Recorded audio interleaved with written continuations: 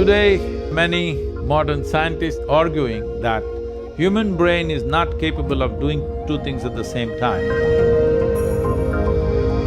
I am a living example that they're all wrong. I have 12, 14 tracks running in my mind all the time.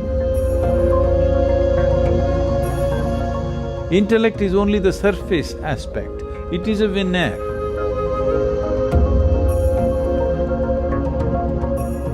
In the huge volume of intelligence that makes us who we are.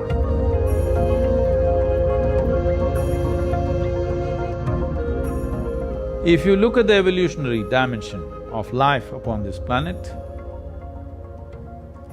why a human being is dominating this world, though physically we are weaker than many other creatures on the planet, is simply because in some way we have become more competent than others.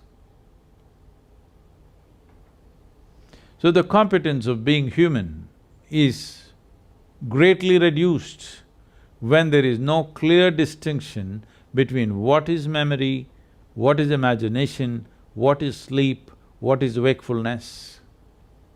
There are 5 major points of receptivity in one's mind. These are centers of memory, centers of imagination, centers of right perception, centers of perversion, and centers of sleep. If you practice classical yoga, these 5 dimensions will be distinctly separate in your experience. If it is not separate, what happens to you is, when you want to remember something, your imagination plays havoc with your memory. When you want to imagine something, your memory will constrain you from really proper dimension of imagination. When you want to sleep, you will have dreams. When you want to be awake, you will fall asleep. This causes a whole lot of confusion and inefficiency of life. I am not talking about you being efficient in your profession or in your office or wherever else. That also, yes, in that way also it manifests, but more than that, inefficiency of life. When I say inefficiency of life, this life will not function with the effervescence and exuberance and exploration that life is, that it can explore many dimensions within itself. This possibility is greatly reduced simply because this mix-up has happened in people's experience of life. Classical yoga is very, very focused on separating these things. If you separate these things, you can become what is called as an Avadhani.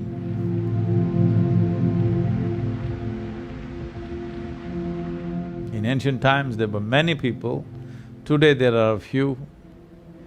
Some of them are called Avadhanis, which means they have 8 types, 8 capabilities. That is, at a single moment, at a given moment, they can perform 8 different actions.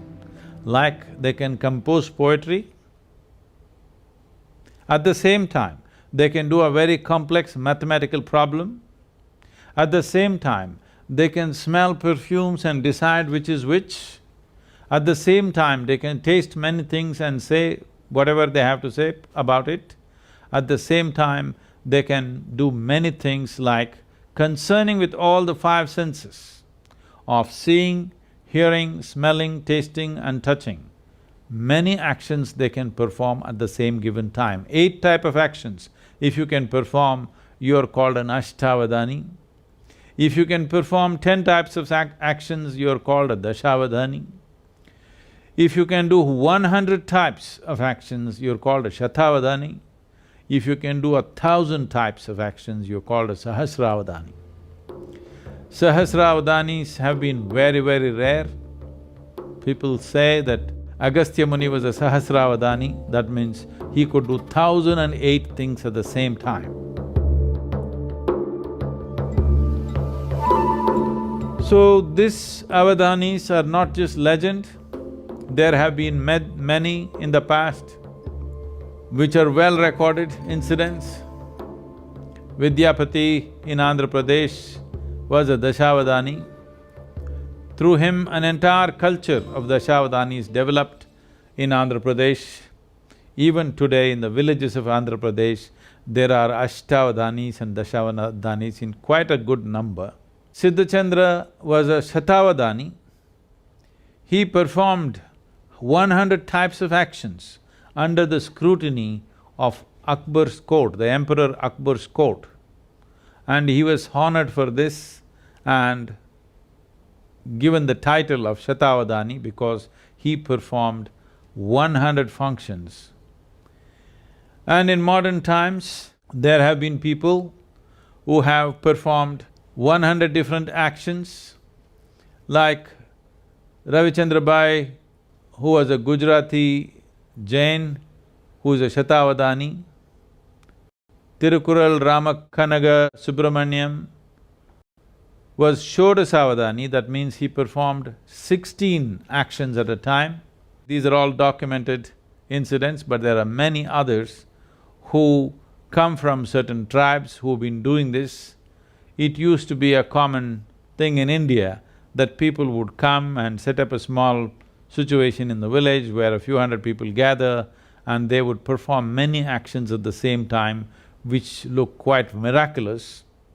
But this is just to demonstrate the capacity of human memory, because human memory is not limited to articulate memory that we are talking about. Articulate memory is just a thin layer, the rest is a profound dimension. Our body carries 1 trillion times more memory than what you can articulate in your mind.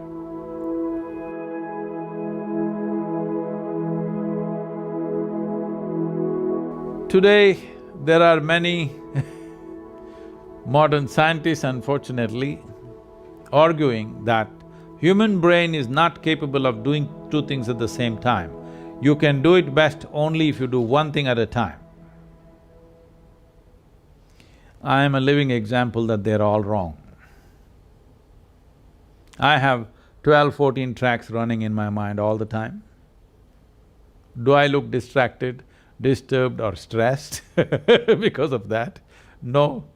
You can perform any number of things because of this. It is not even that you have to consciously pay attention to it. If you open up a certain track and leave it, it goes on by itself.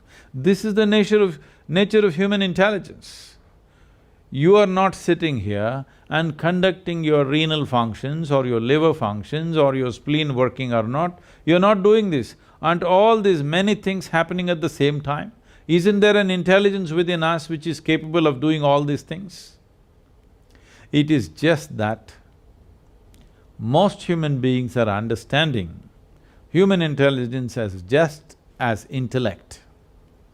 Intellect is only the surface aspect, it is a veneer in the huge volume of intelligence that makes us who we are, because we are made from within.